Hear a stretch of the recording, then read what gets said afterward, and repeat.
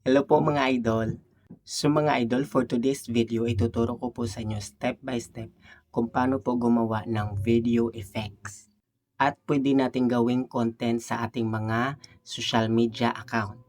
Dahil po mga idol, yan po ang katanungan ni Risa Junida. Idol, paano naman po mag-edit ng video na nasa kawali o mga parang lumilipad nakasakay sa ibon? Thank you idol.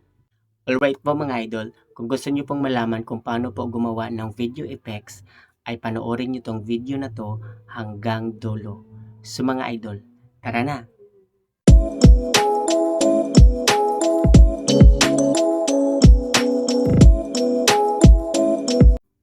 So mga idol, una, dapat meron na po tayong TikTok account tsaka CapCut app.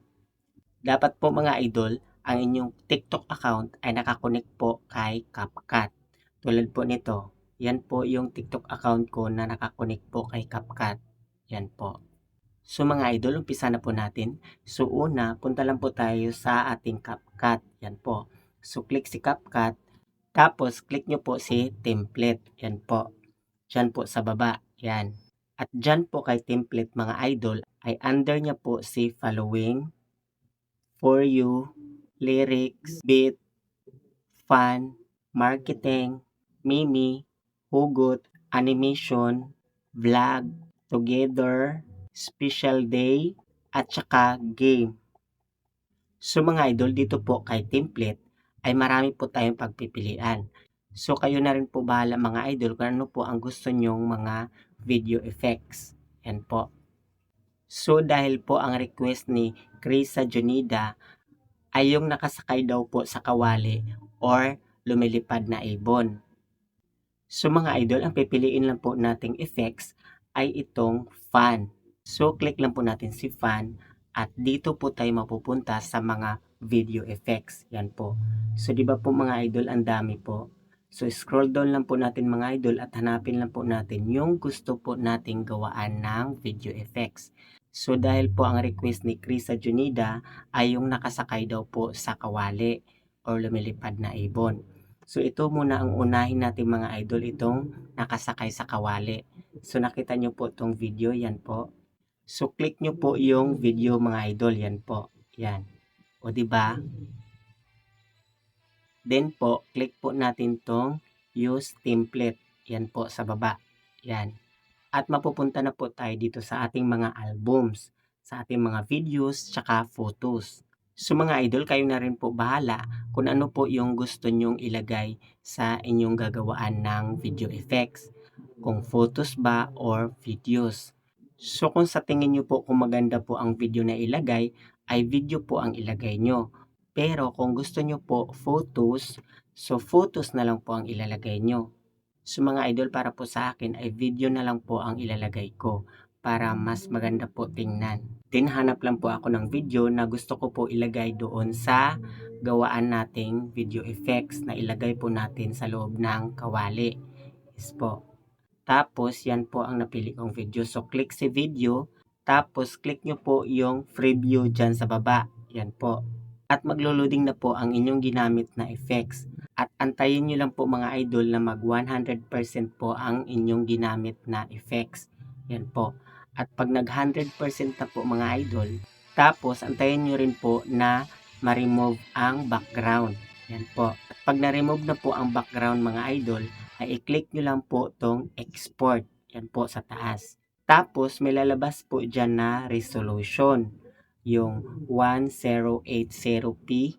Yan po yung resolution ng video. So click nyo po yan mga idol dahil babaguhin po natin ang resolution ng video. Kasi ang tamang resolution po ng video ay 2K to 4K. Tapos click si done at i-click natin tong export without watermark. At pag kinlik nyo na po ang export without watermark, ay automatic po siya na magsuswitch sa inyong TikTok account. Yan po. At dito na po tayo mapupunta sa editing wall ni TikTok. Yan po.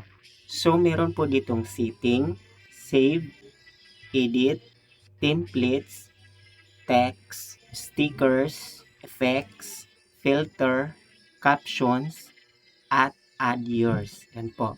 So para po sa akin mga idol ay gusto ko po itong lagyan ng caption itong video.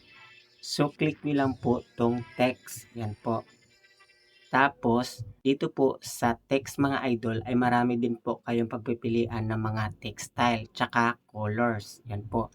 So, kayo na rin po bahala mga idol kung ano pong mga text style tsaka colors ang gusto nyong gagamitin. Kasi po mga idol, mas maganda po kasi nalagyan po natin ng caption ang ating video para po mas lalo po maintindihan ng mga viewers o mga manonood kung ano po ang ibig sabihin ng ating video. At pagkatapos nyo po i-type ang inyong caption dito sa inyong video mga idol, ay click nyo lang po itong done sa taas. Yan po. Tapos, i-press nyo lang po ang ginawa nyong caption. Then, i-rearrange nyo lang po. At kayo na rin po bahala kung saan nyo po banda ilagay. Yan po. So, sa akin dito ko po ilagay sa taas para mas maganda po siya tingnan. Yan po. Yan. Tapos, pag okay na po, i-click nyo po itong next. Yan. At mapupunta po tayo dito sa post ng inyong TikTok account. So dito po mga idol sa taas, yan po yung description ng ating video. So kayo na rin po bahala mga idol kung ano pong caption ang ilalagay nyo dyan or title. Basta ang ilalagay nyo pong title mga idol ay kailangan po related po sa ginawa nyong video. Tapos dito po sa location, kayo na rin po bahala mga idol kung lagyan nyo po ba ng location nyo or hindi. At dito po mga idol, kailangan po naka-everyone po siya. Yan po. Tapos, click po natin tong more option. At dito po sa save post without watermark, dapat po mga idol ay naka-turn on po yan. Para po matanggal po ang watermark ni CapCut. Yes po. Tapos po, pag okay na, click nyo po tong post. Yan po.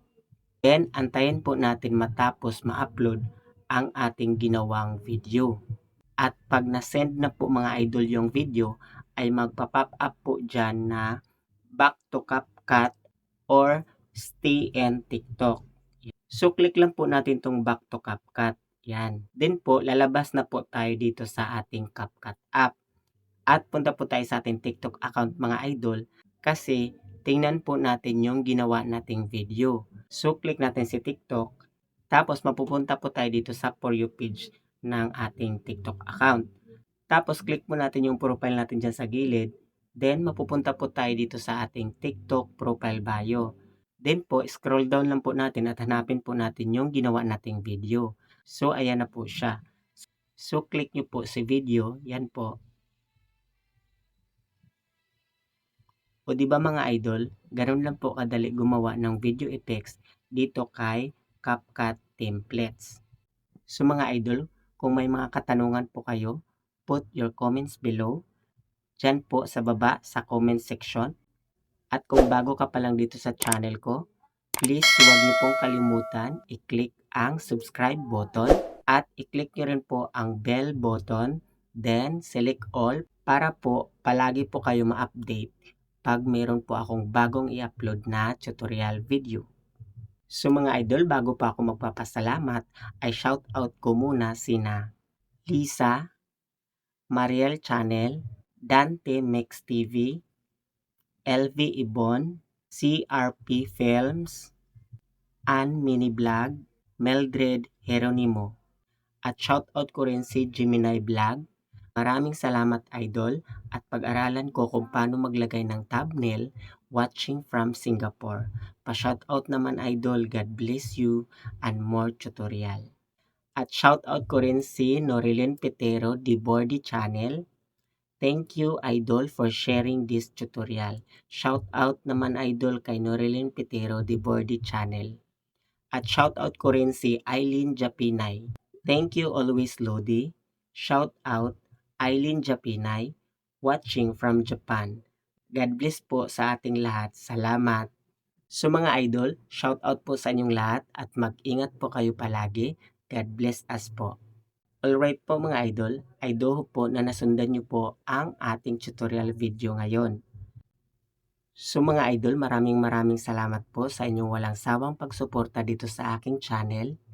God bless us po at mag-ingat po tayo palagi. Bye-bye!